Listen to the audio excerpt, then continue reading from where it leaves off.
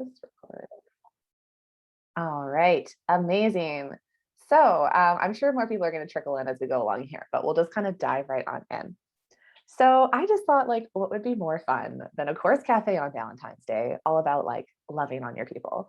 Because I just know that is something that we all have in common when we start to create our courses, whether we are moving from one to one, whether we are like product based or any sort of other service, where we're like, okay, now I want to kind of take my knowledge, I want to take my expertise, I want to put it into this scalable program, but I want to make sure that I'm like not losing the essence of me and like what the amazingness I've been giving through my one-to-one or through my other resources. And I know that's a fear that a lot of people have, is like, am I going to have the same impact? Can I get people the same results? Can they have the same experience? And what I always say is yes, yes, yes, yes. Anything is possible as long as we are intentional. And so that's where I want to kind of start today when we're thinking about, how to infuse love into our program. It really starts with an intention. And so, what I would love to hear, and you can just pop it into the chat, is how you want people to feel when they're in your program. And this can be anything. It can be they can feel excited, they can feel like full of possibilities, they can feel supported, they can feel just like totally in love and obsessed, like whatever it is, there's not a right or wrong answer here, but I just kind of love to hear when everyone's like, oh, like my dream program, like this is how my people feel. So you can put that in the chat.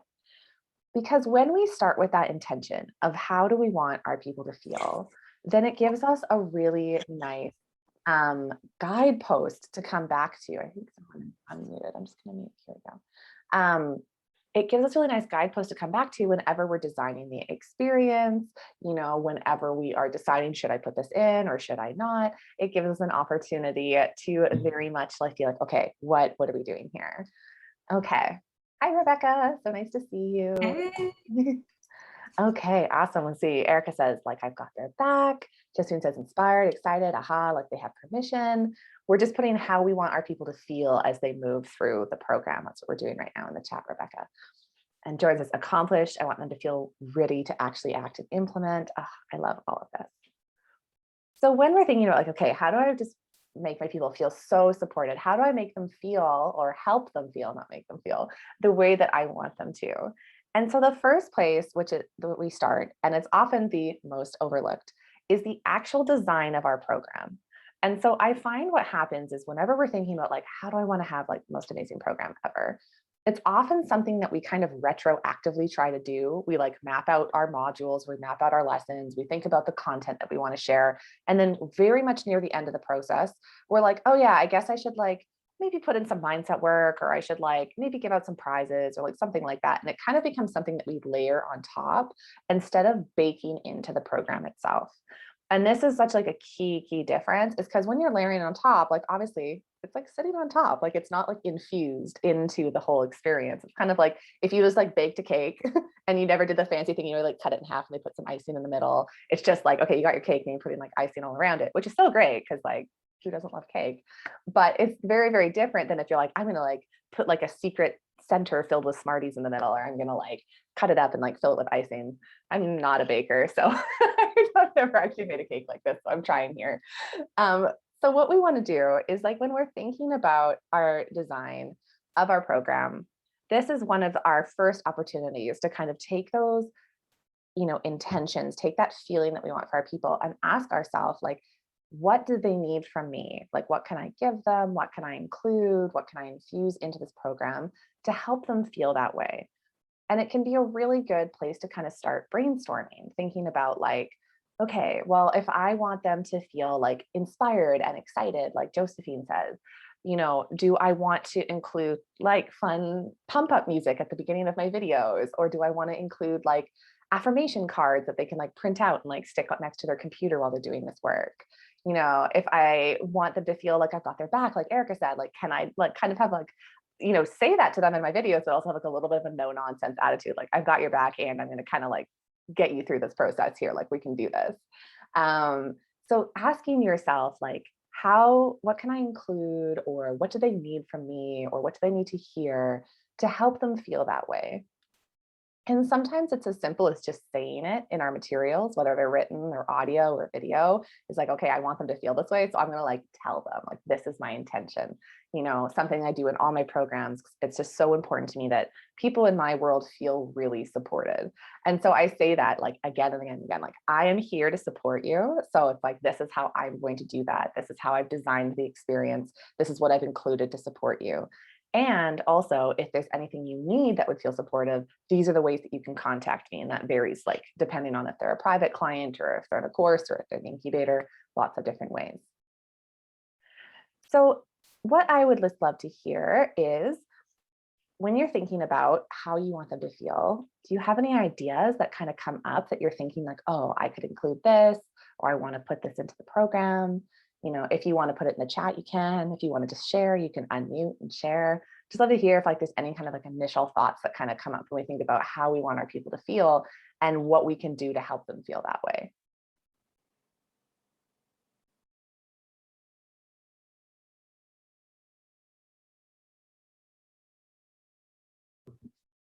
Yeah, Rebecca. So one of the big things for me is I want my people to be able to integrate the knowledge or the new ideas, because that's what I introduce is a lot of new thinking. And I want them to almost feel empowered by that, if that makes sense, like it's doable, because I'm creating mind shifts. So I like the music at the beginning. That sounds like fun. So I want it to be fun, right? But anyway, so just the things that come to me are like, we have different thinkers, right? So like worksheets, or I don't know what else, but that would be my care.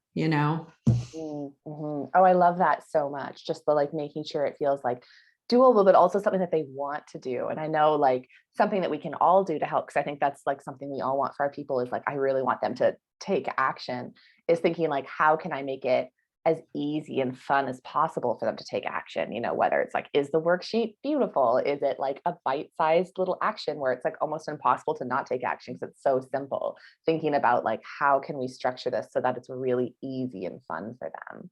So I love that. Thanks for sharing. Anyone else want to share?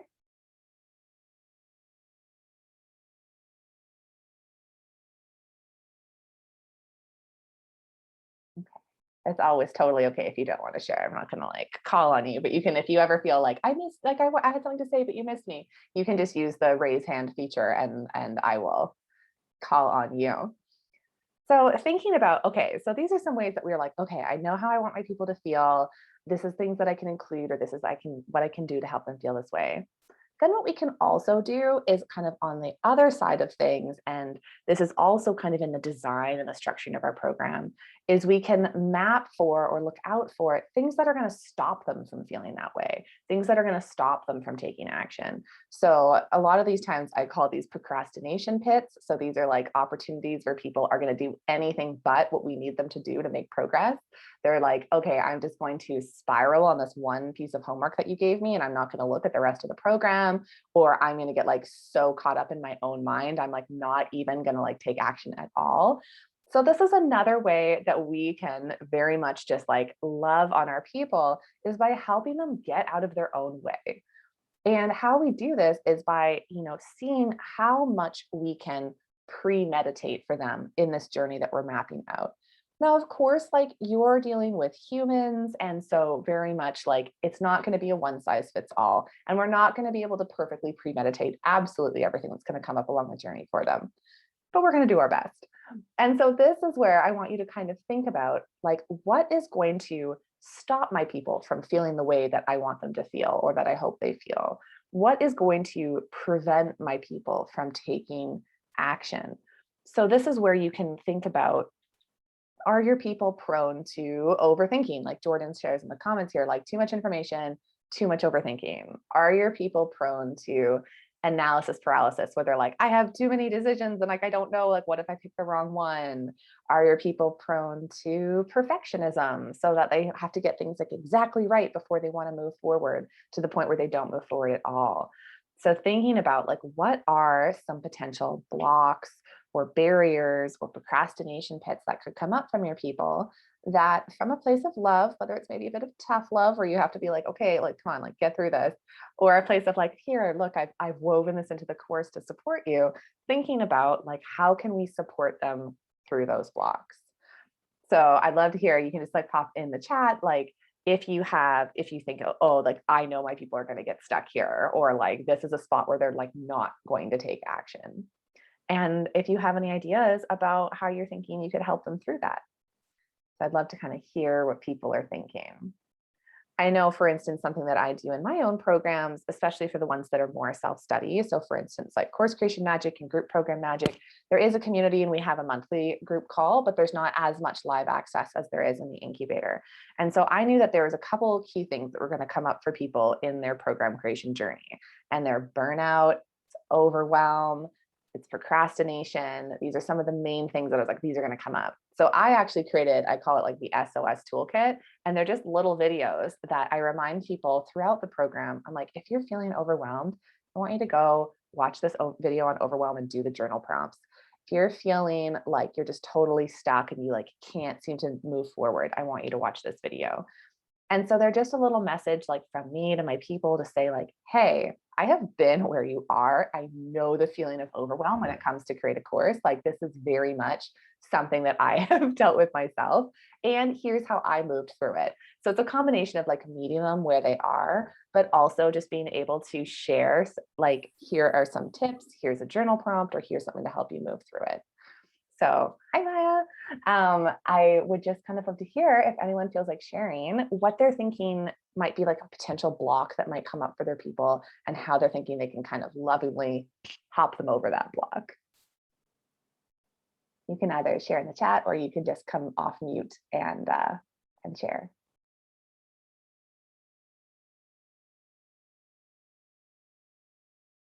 Here. All right, I'm going to share Jordan's while we're waiting to see if anyone has something. So Jordan says, the biggest roadblock for my people is lack of urgency. What I teach is something that is on everyone's to-do list, but never gets done. I'm not sure how to get them over this, even after they've invested money in the program and even time in learning my method. Ooh, yes. The just kind of, I can do it later syndrome. Like, I don't need to do this right now. I can do this later. Like, I can like not make time for this. So one of the things that I find can be really helpful for this with people is kind of helping them connect with their why right from the beginning of the program. So like, why did you sign up? What are you hoping to accomplish? You know, why was this important to you? And I'm thinking, Jordan, like in your case, helping them see the through line to something that does feel really important to them. So I know something that you talk about is very much like, okay, I want you to get more social proof. I want you to get these testimonials so that you can have more of those organic sales coming in because people are hearing how incredible your program is. And so the more that you can kind of show the through line to like, use my system, let me help you set this up, and it's going to work really well for you. I think that's going to be really, really powerful for people to kind of connect back into that like bigger picture. Because sometimes we push these things off because they don't seem as high of a priority or as most important to what we're currently focusing on. And then on the practical standpoint, and this is something I recommend you do regardless of your topic and regardless if you think it's going to be an issue for people, is ask yourself, like, how small can I break up these exercises? Like, how can I make it almost like ridiculously simple for my people to take action, where it's like, all I want you to do is this one teeny tiny little thing. It's going to take you 5 minutes. Like I promise, it's like super, super small, because then it's also a lot harder for people to justify putting it off. If it's like, okay, all I need you to do is like answer these 3 questions and you can do the rest later. They're like, oh, well, I guess I could do that. Versus like, I need you to go out and build an entire like web page. That's your homework for today. And people are like, yeah, I need time. I need to focus. I need to do X, Y, Z. So it's like, how can we break up our activities to be like nice and tiny and super and small, so that it almost seems like a no-brainer to take action? It's like, okay, I can do this. This feels really manageable. But that's such a great example. Thanks for sharing, Jordan. Does anyone else have something they want to share when they're thinking about blocks for their people that might come up along the journey, and how they're thinking they can kind of help their people through it? Yeah, so I'm sorry, I just joined, so I'm hoping I'm not missing context, but one of the things I've been turning over in my head recently is that I have a self-study program that is my I know you know it, Emily, so because you helped me develop it. So, which is my process of getting clarity on what you want next in your career. And I recently ran a live like Q&A session, and it felt like there were there was just there's this classic moment where people want to move forward, but then they pick the like easier path, or the path that doesn't require confrontation.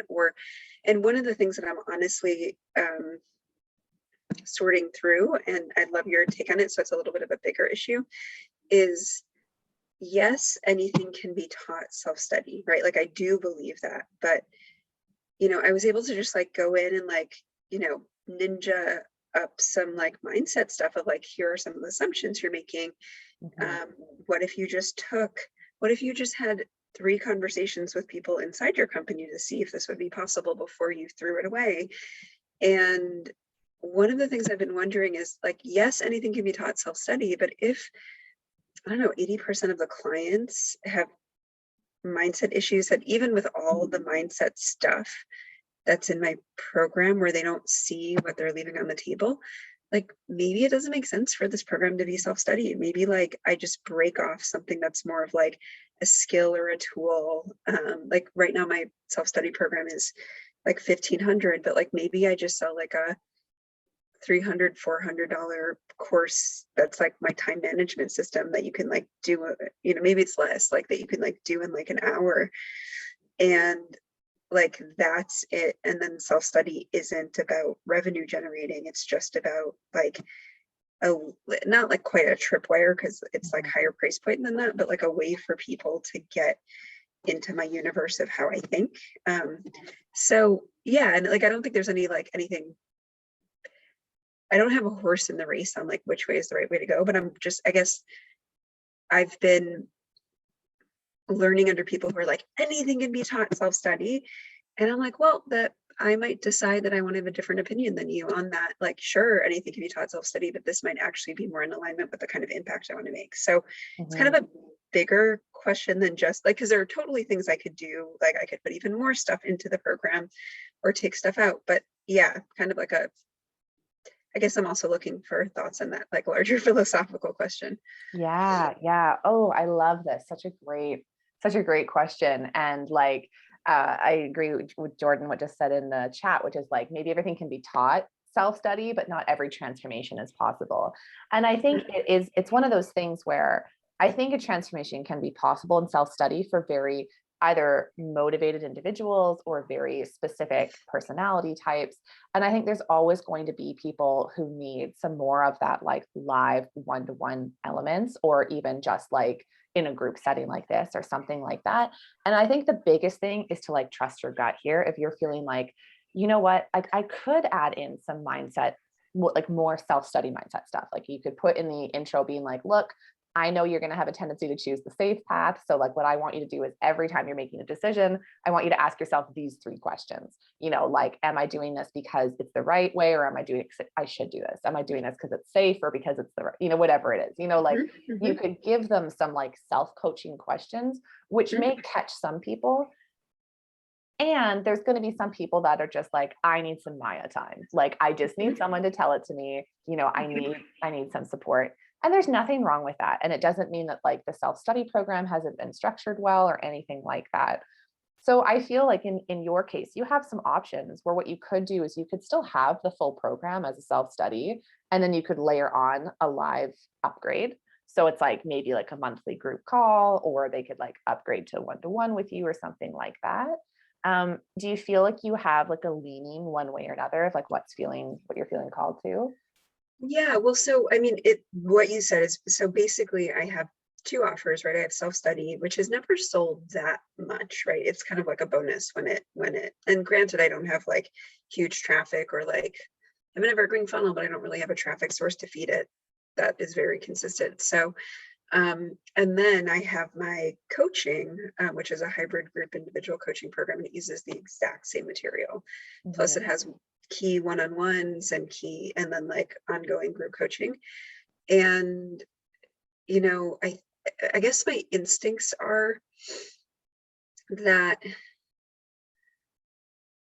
yeah, I guess from both like a impact and revenue perspective, I don't want it to, I know that sometimes course creators are like, oh my God, if not every single person gets an outcome, there's something wrong with me, which I know is like BS, but sometimes ego driven BS, right? Or just like over like perfectionism. But I would like, I think, clients to have a larger chance of success. And if I know that the core thing is that a lot of is like, if they just had more support, then and someone to kind of like call out those things lovingly, then like, yeah, I don't know, my instincts are like, I have the IP, keep doing hybrid and group, but then maybe sunset self-study, and then I can actually carve out a piece that's so much easier to do without self-study, where like my frameworks are all you need versus like that, like for like a deep self-reflection process where it's like a new way of thinking and then you like operationalize it. And my hope is that even if it still plays that same revenue role, that it could be like a, I don't know, like a gateway drug or like an entry, like a way for people to build trust in order to then decide to join the Yeah. next program. So I don't know, those are my instincts right now. Yeah. I think that totally makes sense. And I think that's like, it's such a true thing where, like you said, like that attachment we have to getting people results and getting people an outcome and getting people to a transformation.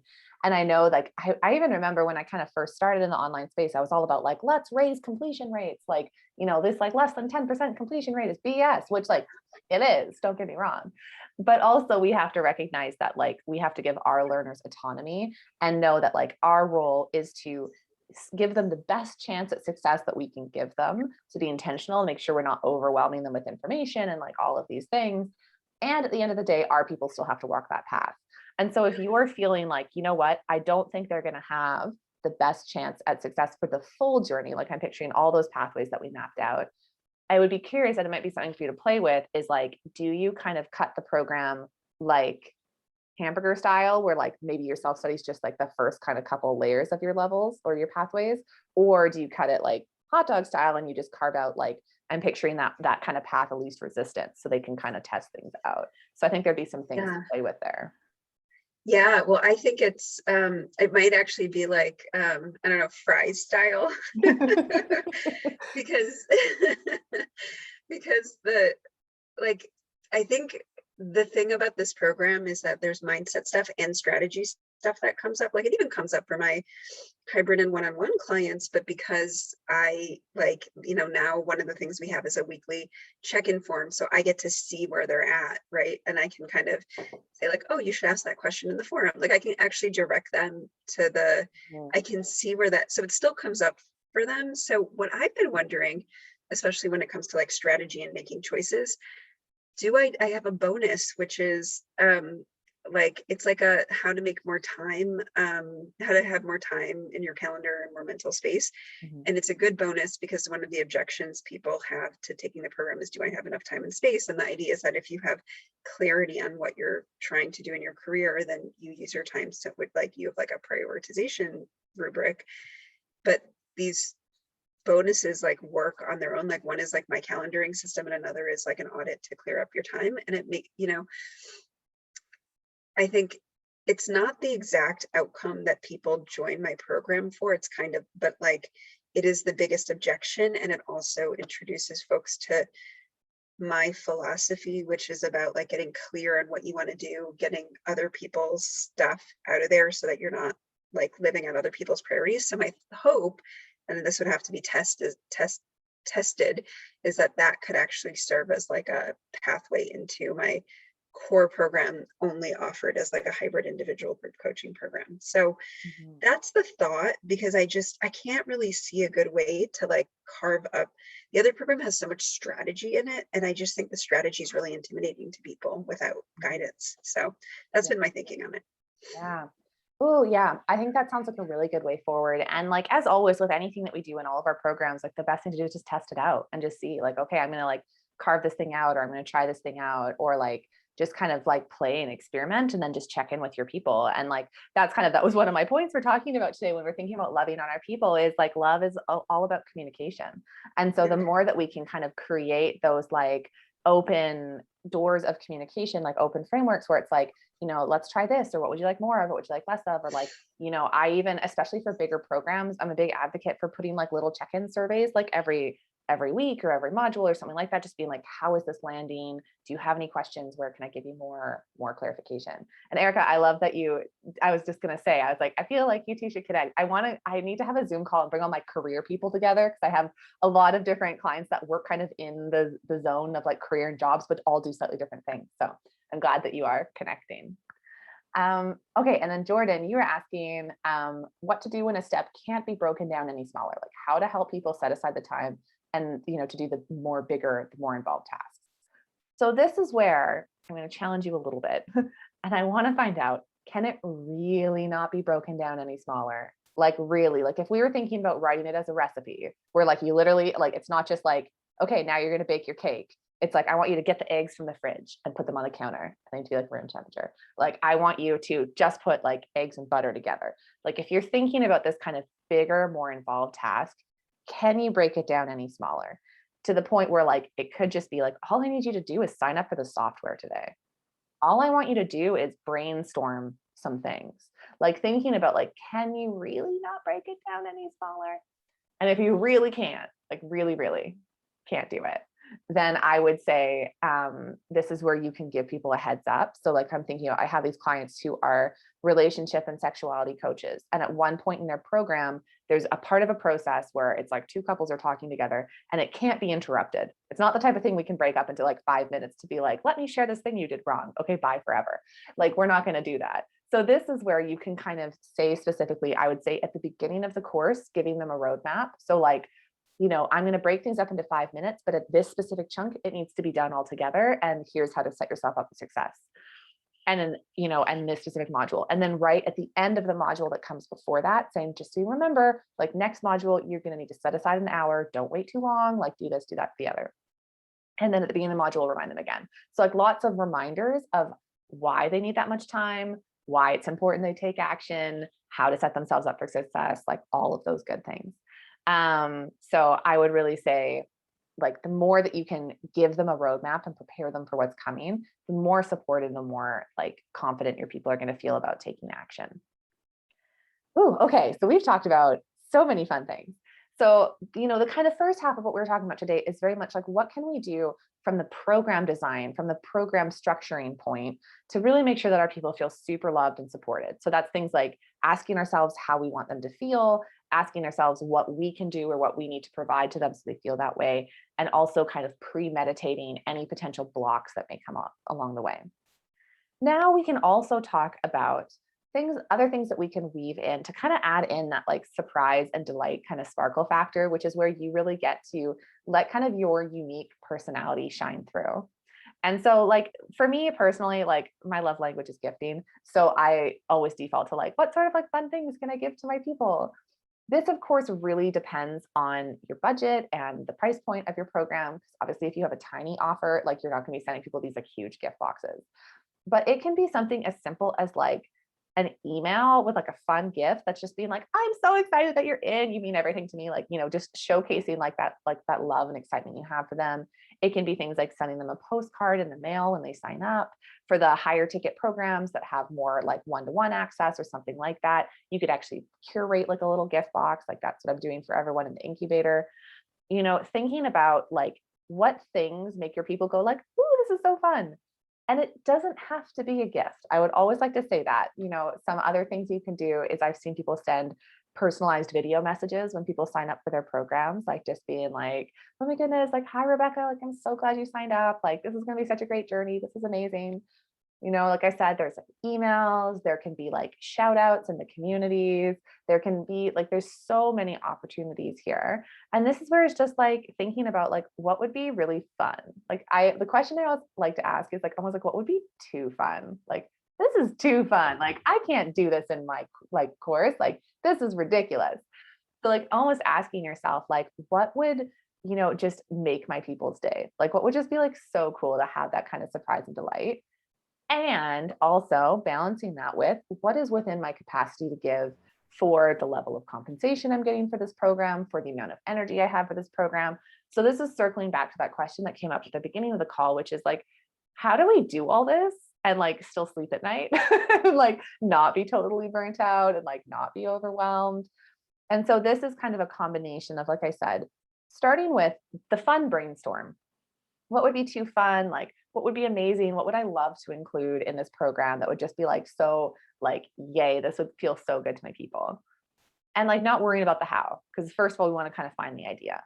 And then once we have an idea that's feeling really, really good, then we can start going, that's when we can kind of bring in our logistics brain and go, okay, so for the price point of this program, does this make sense? Like, does this make sense to send, send them a gift or do this thing? For the volume I'm expecting coming into this program, does this also feel sustainable? Because if we know we're going to be having like hundreds of thousands of people coming into our program, then like that's going to feel like you're definitely going to need something that's more automated, versus if it's a smaller intimate group, higher ticket program, you're going to have a little bit more flexibility with how you do things. Let's see here. Oh yeah, Maya says like there's a gifting company called like Giftable, that you can have, send something for new clients. So there are like a ton of like, yeah, that's a great suggestion. Like there's a lot of like gifting companies that will do all the shipping and all the packaging and everything for you. You just have to go on and like bulk order them, so there are things very much where like you can find a company that does it, or you can create a system that does it.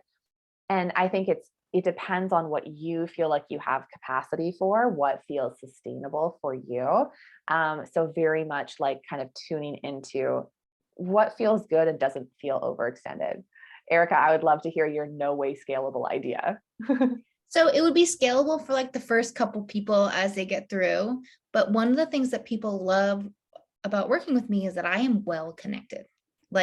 And most of the time when I'm talking with people one-on-one, I'll give them an idea for like, oh, you should totally apply here, or I'll introduce you to this person. It just like comes very naturally to me.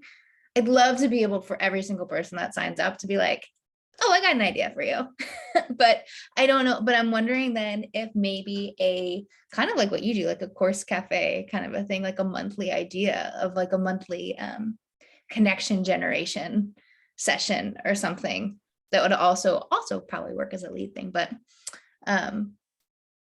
yeah, I don't know how to scale it, but I know people would love it and be like, yes, she knows me. She's thinking about me. So yeah. Ooh, I love this. So like some ideas that come to mind, and I mean, if anyone else has ideas as well, feel free to like pop them in the chat for Erica, is I think about, if there's going to be any sort of like community element or something like that, where people could like post and be like, okay, here's like the dream job. Here's really what I'm looking for. What ideas do you have? Because like people love giving suggestions. So even if they're not helpful, but like people just can like fire them out there. And then that's something that like once a week you could go through and just be like, here's some things. And that might just be like a bit of like a mental boundary for yourself around like, I'm not going to go like obsess about this like 18 times a day and like, comb through things or find every single person. It's just kind of like a bonus thing that if something comes to mind. I also love the idea of like maybe like a connection cafe type of thing where like people can just kind of connect and interact and network and like that type of thing. Those are kind of some ideas that come to mind. And it might just be something where you just brainstorm, like what are all the different ways I could possibly do this? And then see if one that feels like more viable kind of like comes to mind, be like, oh, I could do this. Jordan says, I belong to a $47 a month community that's all about networking and referrals. There are weekly co-working calls and connections often happen there too. Yeah. interesting. Cool. So many opportunities there. I love that. Okay, so let's see here. Yeah, and it's so true. Like reminding yourself too that like if you do have some sort of community or some sort of group, then it can start to become this like co-generated thing. And we become more of like a facilitator more so than like I am this guru up here that must have all the answers all the time. Okay, so Andrea says, do you have any suggestions regarding having a community that you can have with your students without having a Facebook group? Such a great question.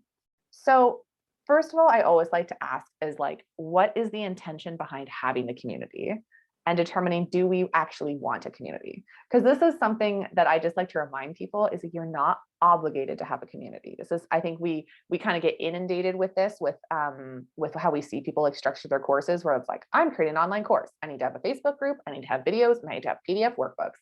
I've made a course, and so the first thing is you don't have to have a community is what I like to put out there. And then if you do, you're like, no, I definitely want a community. I want my people to connect.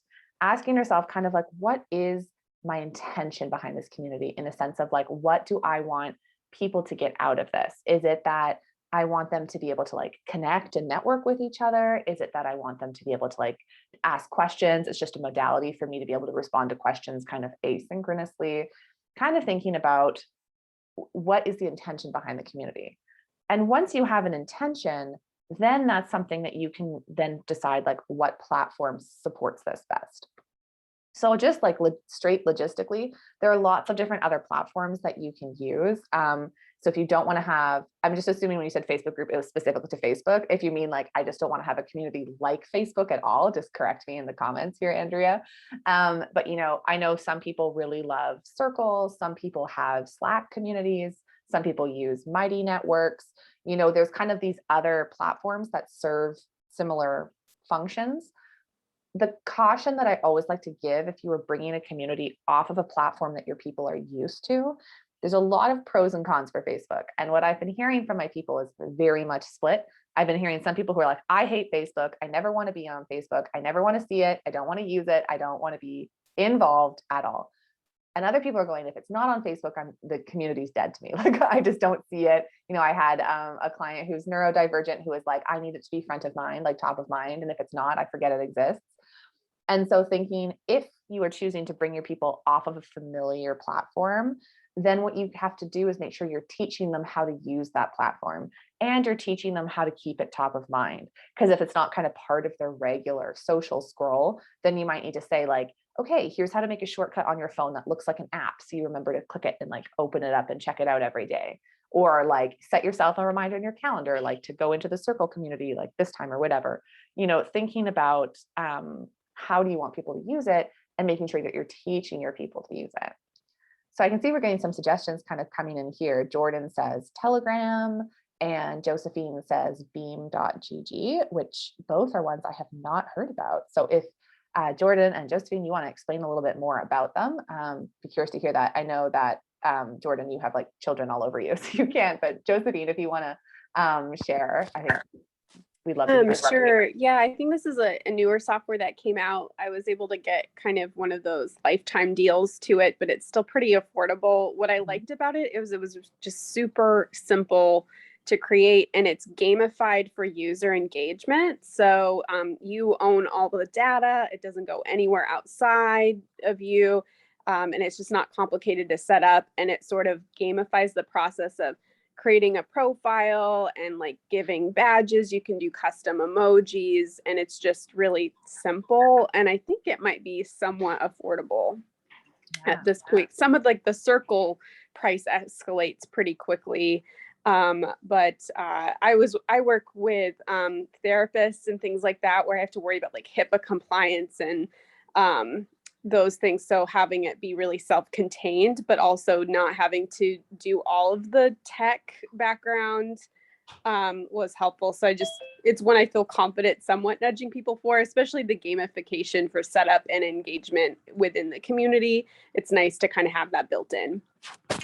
Yeah, awesome. Thanks so much for sharing. I'm going to check that out, because I think that's such a great example of being really aware of your people and what they need out of the community, where you're like, okay, so like we have some like information and privacy issues. So how can I make my people feel really, really safe and supported, and like they can get what they need out of the community? So that's why I always find like setting the intention of what you need and then going to find the tech works a lot better than choosing the tech and then trying to like squish your needs into it. I do the same thing with course platforms. It's just like, let's design your program and see what we need out of it. Then we can go out and find it, because we are so lucky in like the era that we're living in. You can find tech to do whatever you need. You know, we can get creative, we can make them speak to each other, that type of thing. So same with the community is very much like, okay, what do I want out of this? And also, what is my capacity for facilitating? You know, and there's lots of different ways you can do this. So for instance, like I have a Facebook community that is for people who are in the incubator, for my private clients, and then for people who buy Course Creation Magic or Group Program Magic. But I also know that the level of entrepreneur that I work with is really freaking busy. And so I was like, I don't know if I want to do the like scheduled daily prompts of like, share one thing that you're grateful for today, or like share one thing that you're celebrating, because for the most part, like, I don't want people to feel like they're missing stuff. So in my welcome video, right in the Facebook group, I say like, this group is here for you, but like it's a low pressure group. Like, you have a question, you pop the question in, I will answer like really quickly. But like, if you don't have time to be in here, that's also okay. And so with that, it's my understanding, it's like the Facebook group's going to be quieter, but I'm not making that mean anything about the availability I have for my people or the support that they give. Versus if you're like, I want people to be connecting because I know it's like essential to their journey. They need to be networking, or they want them to be like supporting each other, or like being able to like build up that energy, then that's going to change how we facilitate the community. And so the biggest thing is just to not worry about like there being a right or a wrong way to do this. And it comes down to, who are my people? How do I want them to be engaging? What sort of journey are they on? Is this the type of journey where like people probably aren't necessarily going to be sharing what's going on? Like, I heard this from one client who coaches people with their finances. And she was like, yeah, I had a group because I just thought I had to. And I realized no one wants to talk about their finances publicly with other people they don't know. So the group was totally quiet. And I was like, okay, well, maybe you don't need a group. Like, maybe they just need to send you questions through email. So you don't have to have a community. And if you do, you get to do it however the heck you want. That's kind of like my thing. Oh my goodness, so many great questions. So we have a ton of time left. So before I open it up for just like any other questions that you have, whether it's about kind of like loving on your people or just general things around your courses, I just want to share like a quick reminder in case anyone's been kind of sitting on the fence about my group coaching program, the Incubator. It is an evergreen program, so it is available to you really whenever you know you're going to be working on your program.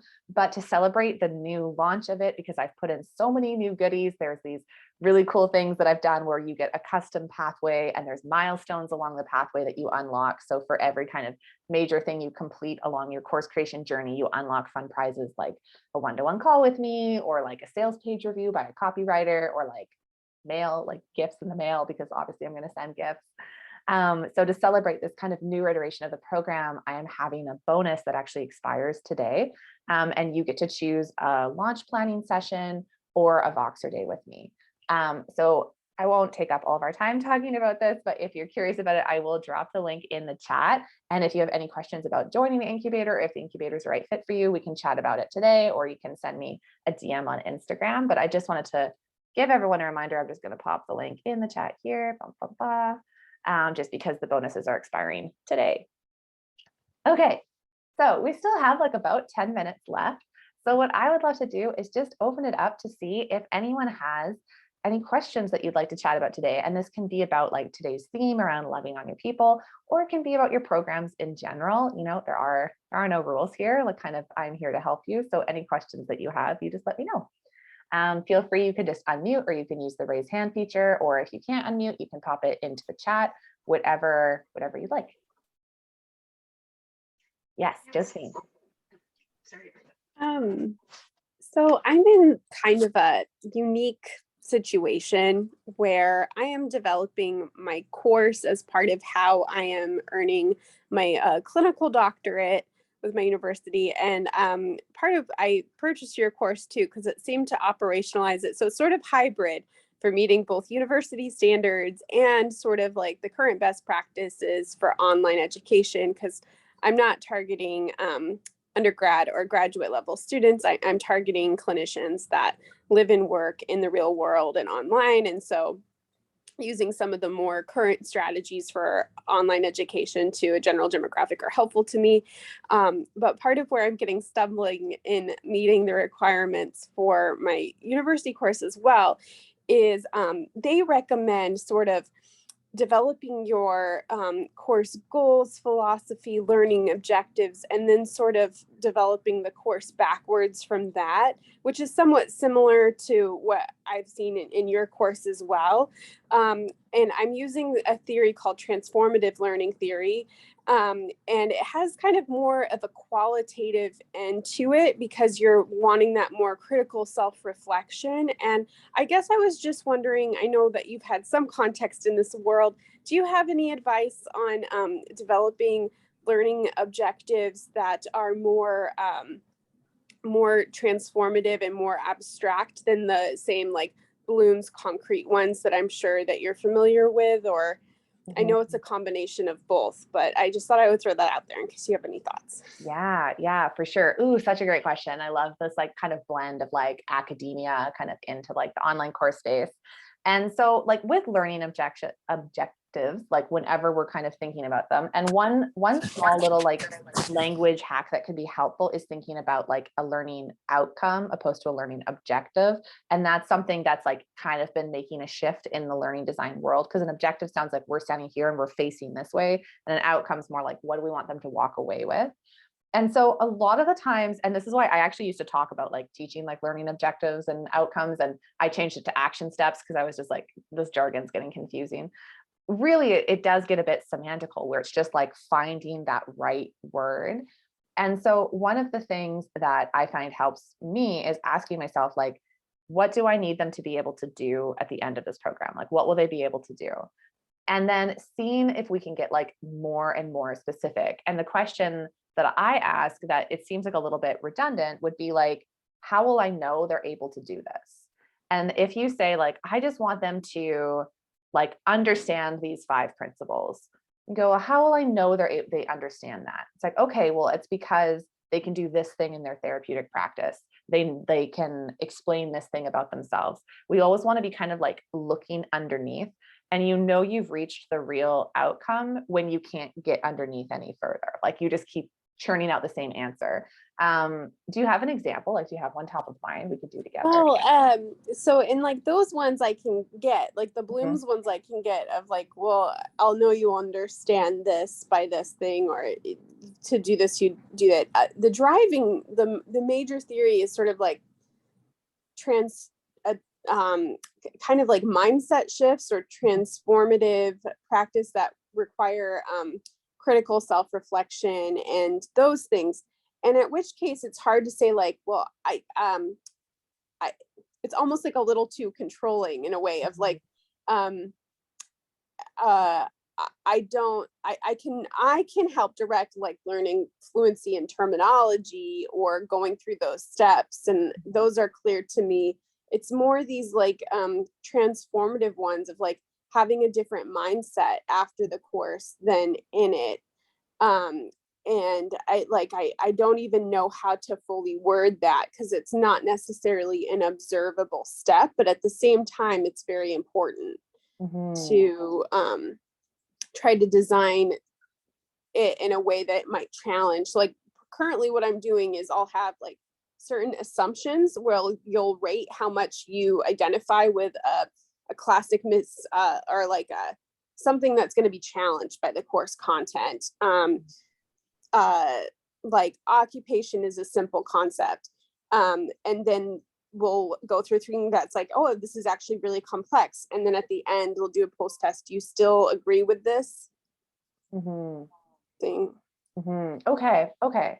So I think, and then like Maya just shared an example here, like, are there situations they might face that they would face differently once they have the new mindset? And I think that's the thing is like, it can be really hard when we're dealing with like mindset, like, well, they're just thinking differently, but that sounds like hard to describe, asking yourself, like, if you were like an objective person with like a video camera watching them, how will we know they're thinking differently?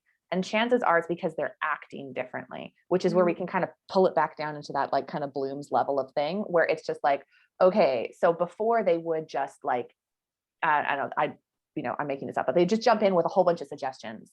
And now they're able to assess the situation using this framework and like challenge their own assumptions or something like that. So it's almost like there's the mindset shift so that they're able to, and then that's where we bring it kind of down into practical level.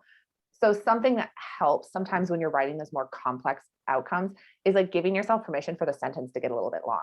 Like, by the end of this program, practitioners will be able to, and then it's like, blah, blah, blah, blah, blah, blah, blah, so that they're able to. And it's like 4 lines long. Totally. Yeah. Thank you. Yeah. How does that feel?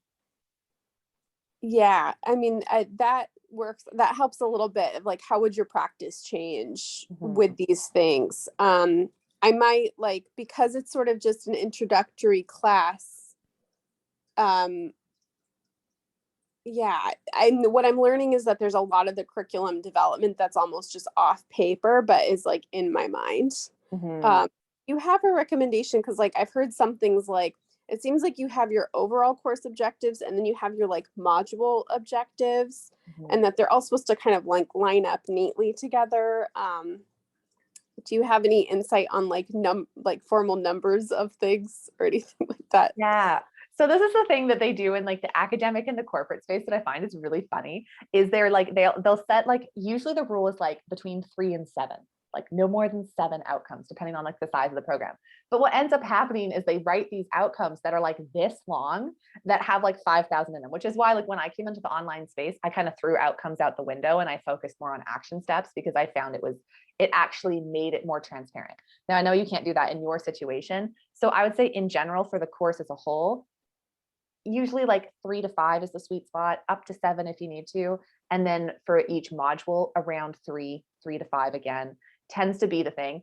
And giving yourself permission to know you're not going to catch them all. There are going to be hidden ones. So the more that you can kind of group them into like umbrella outcomes that then you as the facilitator and as the person developing the course knows there's all these like hidden things underneath.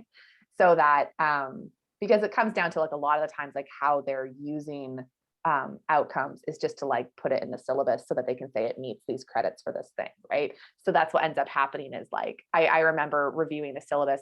My sister teaches at the university and I was like, you have these outcomes are like the vaguest thing. Like she was teaching a course on change theory and it was just like, it was super, super vague. And she's like, yeah, I know there's so much more behind this, but this is the format I needed. So I think for you, I would say, yeah, 3 to 7, 3 to 5 is kind of that sweet spot. Okay. Yeah. Yikes. Thank you so much. Yeah, you're so welcome. And what you can do too is you're more than welcome, like as you're drafting them to post them in the loft and just be like, I'm stuck on this one, or like, can you like help me find a way to synthesize this one? And we can kind of play with the languaging to get it more like cleaned up. Thank you. You're so welcome. Okay, I'm totally fine to go over the hour. So I don't want people to feel like we're like running out of time. If you have time to stick around, is great. Maya, I think you were about to ask a question. Yeah, well, it follows up on, I think, was it? Yeah, Joanna's question about engagement. So I have a really engaged forum for my hybrid program because people can get their questions answered by me there. And also I can kind of like do some prompting of like, that's a great forum question. You should share that, right? But for my self-study program, we use a Facebook group and we switched from my networks to Facebook thinking that like, you know, that's where people are. But yeah, still not a lot of engagement. And it's not a huge group of people. So it might just be a numbers thing, but stuff I've tested out like, you know, they're kind of like prompts, you know, the only thing that's really worked is to do a prompt and then to tag every single person in the program in it so that they get a tag. But I'm wondering, you know, I think like it is self-study. It's really important for me that I not be the authority that answers questions because self-study doesn't include that. But I, you know, just does that mean I just have to like give up on there being like a forum that is lively, or it's just lively when there happen to be people in there who are lively? Like we have a I do have like a bonus resource. It's like a bingo on how to be like a good, like how to, you know, take advantage of the community. So it's like a bingo where it like gives them little prompts, but like I don't know. I'm just wondering if there's anything else I've kind of like tried to unhook my ego from it. But like, is there anything else I should be trying or could be trying? Yeah. I mean, it's so challenging with communities, right? Because it is a ton of work and a ton of energy to kind of like get them to this point where they really are self-sustaining. And it is tough too, because it always comes down for people like, you know, what's in it for me? Like, why would I post this? And so I think, you know, definitely it sounds like you're on the right track with the kind of like gamifying of it all, in the sense of like, okay, they get a bingo if they post this thing, or like they get a shout out or whatever. What you might want to do is like, you could consider super incentivizing it, where it's like you get a post for every time you comment on a point for every time you comment on someone's post, and the person with the most points gets like a 30-minute call with me. Like something that they like really want, you know, can be sometimes like helpful to get that engagement. I mean, it's also totally fine to like not have the high engagement, like, you know, if it's not essential for their journey. I mean, that was at least my own my own ego death when it came to like my Facebook page. So I'm like, I work with so many cool people and I just want them all to be friends and I want them all to connect. And then I was like, oh, people are busy. They don't want to be in a Facebook community unless they actually have a question, at which point most people just like DM me on Instagram.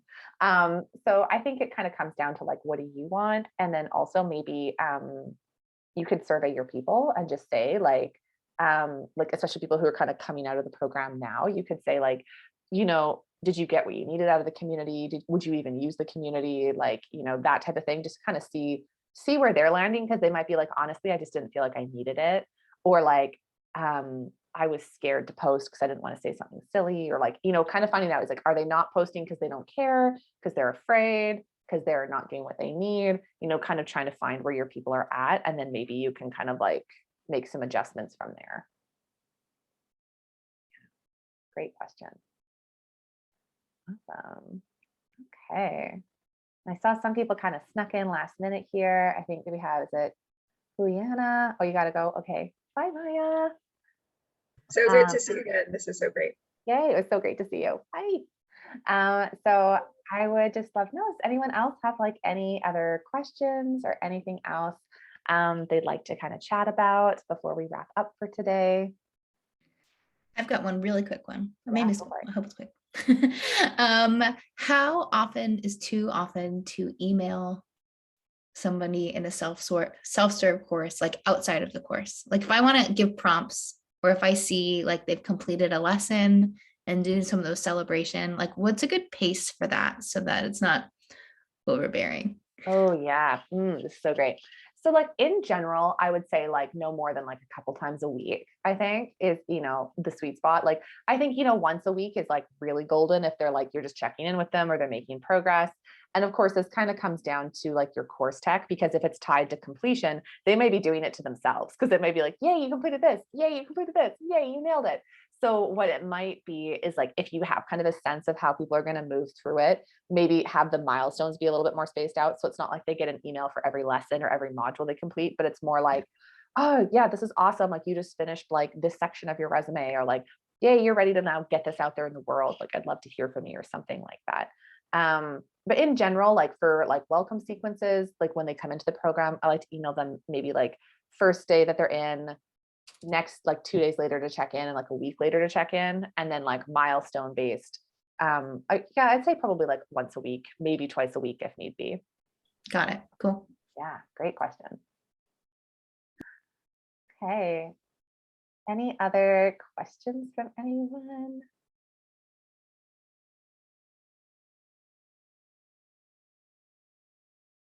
Thinking. Okay. Awesome. All right. Well, if there's no other questions, then we will wrap up for today. I just want to like thank everyone so much for coming and asking such amazing questions. Like I said, those bonuses for the incubator are on until the end of day today. And if you have anything else you need or any other questions, whether it's about the incubator or anything like that, you're always welcome to kind of slide into my DMs on Instagram. For those of you who are already in my programs, or for your client, we have a Q&A for the loft at the end of this week on Friday at 1 p.m. Pacific. And for those of you who are in the incubator, we have our call on Friday, and there'll be another course cafe in March. I can't remember the exact date yet, but it's looking like the topic is going to be around gamification. So that will be super, super fun. Yeah, anything else before we wrap up? Or are we feeling good? Feeling good? Okay, awesome. Thank you so much, everyone. Have a great week.